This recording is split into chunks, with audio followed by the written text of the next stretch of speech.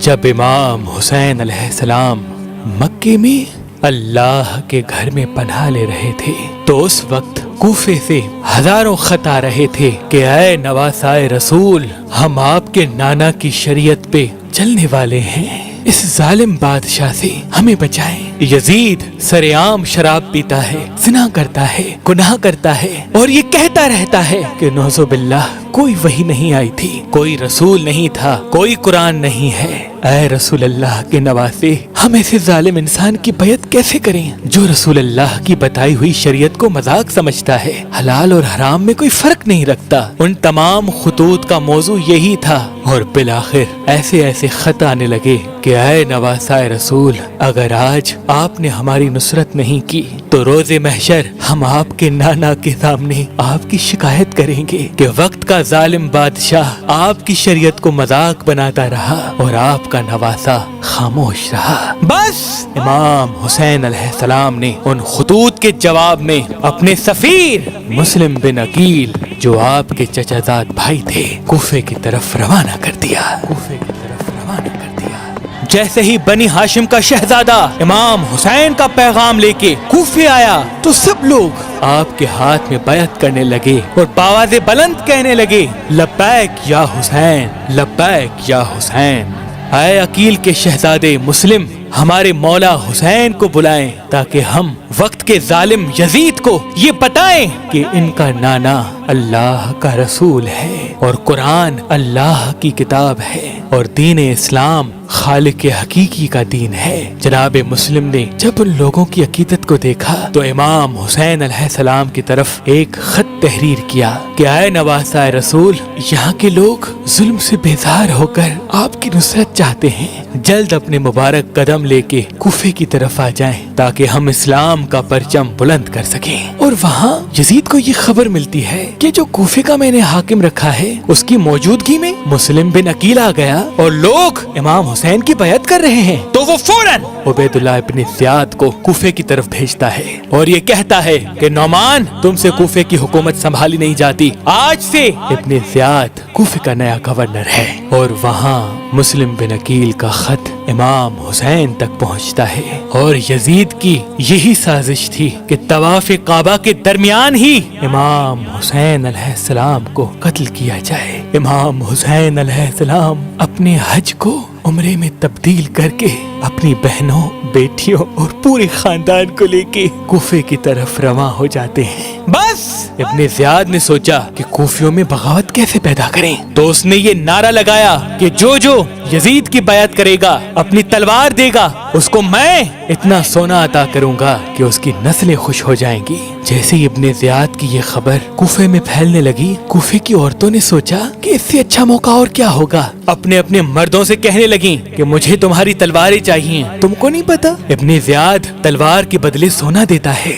رفتہ رفتہ کوفے کا ہر فرد تبدیل ہونے لگا، اپنی تلواریں ابن زیاد کے پاس رکھوا کے اس کے بدلے سونا لیتا رہا۔ اور ابن زیاد نے اپنے لشکر سے یہ کہا کہ کوئی بھی کوفے کی گلیوں میں نہ آئے، وگرنہ خام خواہ وہ مارا جائے گا۔ کوفیوں نے رسول اللہ کی اس حدیث کو یاد دلا دیا کہ اللہ کے محبوب نے فرمایا کہ میری امت کا سب سے بڑا فتنہ دولت ہے۔ تاریخ نے لکھا سفیر امام حسین حضرت مسلم بن عقیل کو رفتہ رفتہ ہر ایک شخص چھوڑتا گیا، یہاں تک کہ آپ نماز کے لیے مسجد میں آئے اور جیسے ہی نماز ختم کر کے پیچھے دیکھا تو کوئی بھی شخص آپ کے ساتھ نہ تھا۔ نماز ختم کرنے کے بعد آپ تنہا کوفے کی گلیوں میں پھرتے رہے اور یہ کہتے رہے، کہاں ہے وہ لوگ جو حسین کی نصرت کے لیے خط لکھا کرتے تھے؟ کہاں ہے وہ لوگ جنہوں نے بار بار مجھے کہا تھا کہ ہمارے مولا حسین کو بلائے؟ اے کوفیو، میں تو تمہارا مہمان ہوں، میں تو تمہارے بلاوے پہ آیا ہوں۔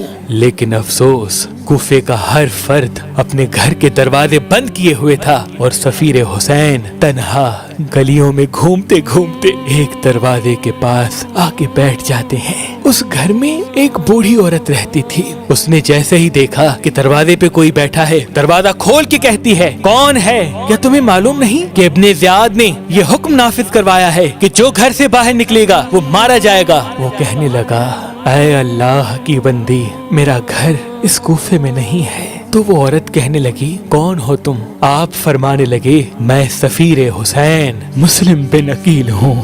وہ عورت زاروں قطار رونے لگی اور فرمانے لگی اے سفیر حسین آئیں میرے گھر بھی آئیں۔ وہ عورت آپ کو اپنے گھر میں مہمان بناتی ہے اور وہاں ابن زیاد نے یہ اعلان کروایا کہ جو مسلم کی خبر مجھے دے گا وہ مجھ سے جو مانگے گا میں اسے عطا کروں گا، میں اسے اتنا سونا دوں گا کہ وہ حیران ہو جائے گا۔ اس بوڑھی عورت کا ایک جواری اور شرابی بیٹا تھا۔ وہ جب یہ محسوس کرتا ہے کہ سفیر حسین کو پناہ میری ماں نے دی ہے تو فوراً جاتا ہے اور ابن زیاد کو یہ خبر سناتا ہے۔ ابن زیاد اپنے ہزاروں فوجیوں کو اس بوڑھی عورت کے گھر بھیجتا ہے۔ جب چاروں طرف سے فوج نے اس بوڑھی عورت کے گھر کو گھیر لیا تو لشکر سے صدا آئی اے مسلم گھر سے باہر آ جاؤ وگرنہ ہم گھر کے اندر آتے ہیں۔ جناب مسلم گھر سے باہر آتے ہیں اور ایک طرف امام علی علیہ السلام کا بھتیجا اور دوسری طرف ہزاروں کا لشکر۔ تاریخ نے لکھا کوفے کے لوگ حیران ہو گئے کہ ایک اکیلا انسان اس طرح سے بھی لڑ سکتا ہے۔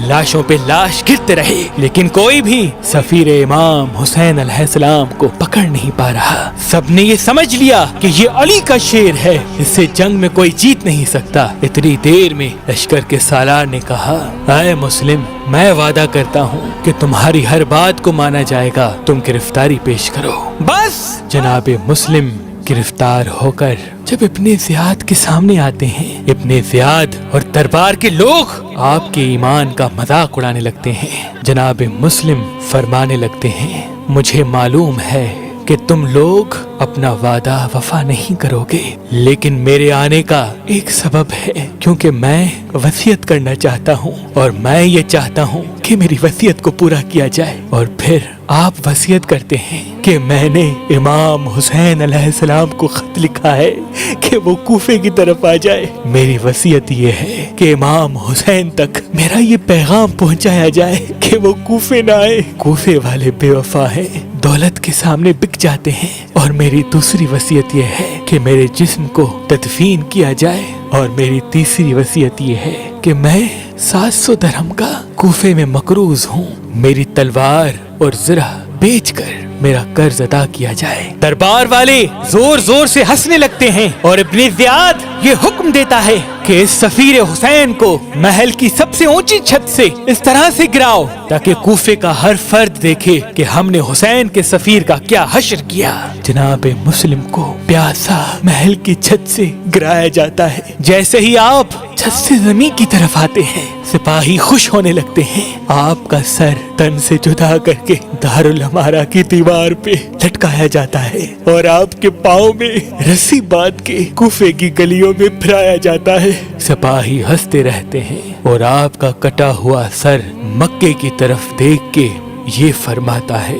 سلام ہو رسول اللہ کے نواسے حسین ابن علی پر، سلام ہو میرے غریب امام حسین ابن علی پر۔ اور وہاں امام حسین علیہ السلام مکی اور کوفے کے درمیان تھے، آپ نماز پڑھ رہے تھے۔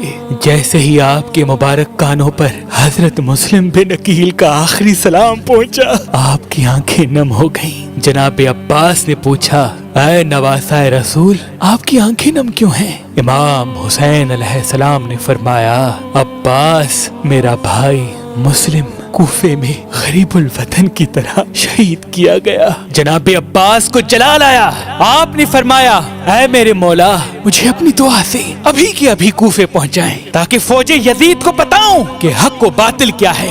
امام حسین علیہ السلام نے جناب عباس کے چہرے کو دیکھا اور فرمانے لگے عباس تو زینب کے پردے کا محافظ ہے، تجھے بابا علی نے کربلا کے لیے مانگا ہے۔ اتنی دیر میں آپ جناب مسلم کے خیمے میں آتے ہیں اور جناب مسلم کی زوجہ کو ان کے شوہر کی شہادت کی خبر سناتے ہیں اور جناب مسلم کے بچوں کے سر پر ہاتھ رکھتے ہیں، ان کو دلاسا دیتے ہیں، ان سے پیار کرتے ہیں۔ کتنی خوش نصیب ہے جناب مسلم کی اولاد جن کے سر پہ شفقت کا ہاتھ رکھنے کے لیے کائنات کے امام حسین علیہ السلام موجود ہیں، اور کتنی غریب ہے امام حسین علیہ السلام کی 4 سال کی بیٹی سکینہ جب ان کے پاس ان کے بابا کی شہادت کی خبر پہنچتی ہے تو کبھی شمر تماچے مارتا ہے تو کبھی کوئی خیام چلاتا ہے۔ افسوس ہے کہ جب بھی کسی کا کوئی شہید ہوتا ہے